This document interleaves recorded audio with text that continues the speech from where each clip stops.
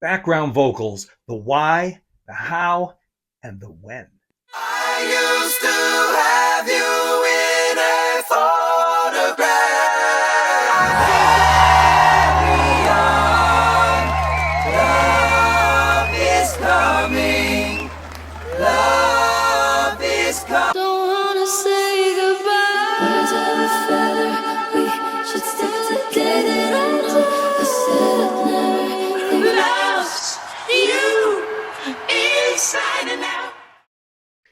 My passion for backgrounds really began when I spent a year in Minneapolis working at Paisley Park. I had the chance to watch Prince in the studio, adding his parts one by one, over and over again, always perfectly in tune, always perfectly executed and thought about in advance.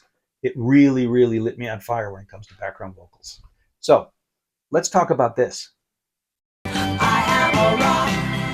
I am an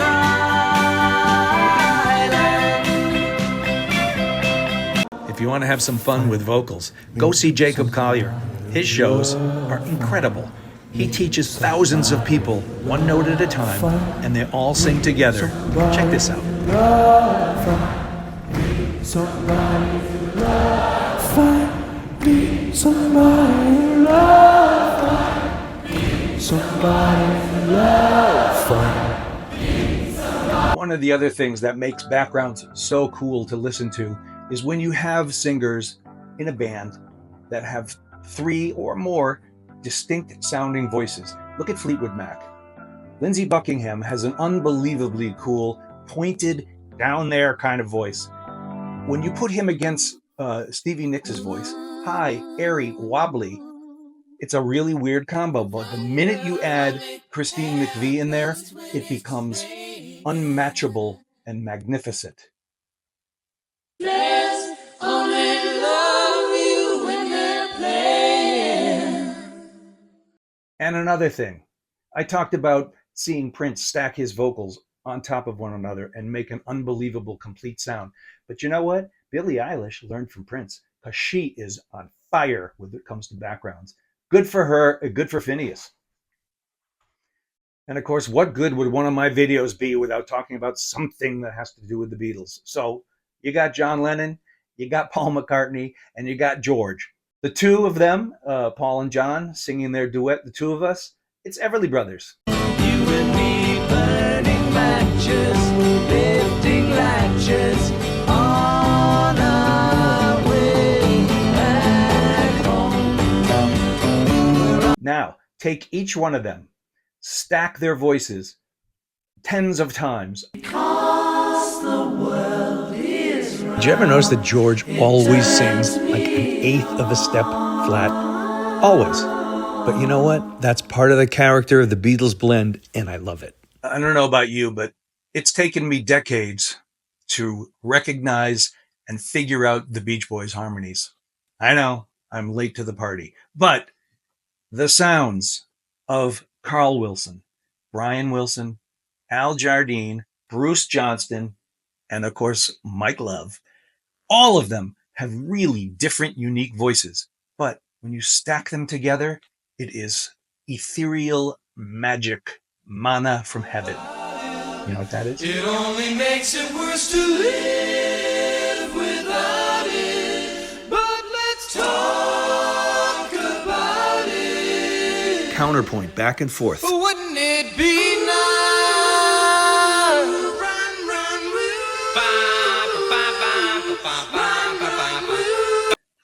Oh yeah, before I forget, I want to talk about some unsung heroes of background sounds. Listen, you know who Johnny Collar is? He's the sound of Huey Lewis's backgrounds. They are amazing. And how about Michael Anthony from Van Halen? Come on. Dance the night away. So let's talk about some of the danger zones when it comes to backgrounds. The one that's really tricky is vibrato. People always make like a joke about my vibrato, and it really started to piss me off. So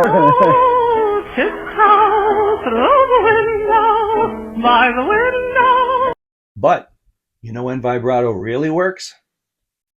How about the genius of Foreigner's track, I Want to Know What Love Is. My understanding is that Mick Jones, the leader of Foreigner, the lead guitar player, had finished the track and played it for one of his buddies who was involved in a gospel church or something. He said, you know, it would sound great to have a gospel choir. Wait a minute, a gospel choir, all those wobbly voices all on top of each other. That's going to sound awful. Really?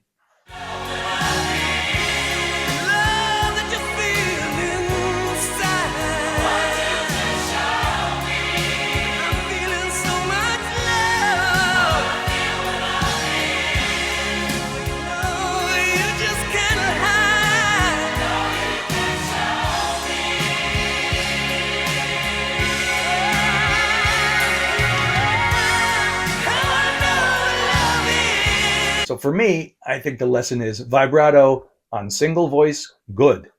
Vibrato on lots and lots and lots of voices, good. Vibrato on 4 or 5 people, very not good. It's getting to the point where I'm no fun anymore. Morning has come with the first rays of Another sun. way, which is you get out all of you out in front of a microphone and you mix them together in the air before they go in the microphone.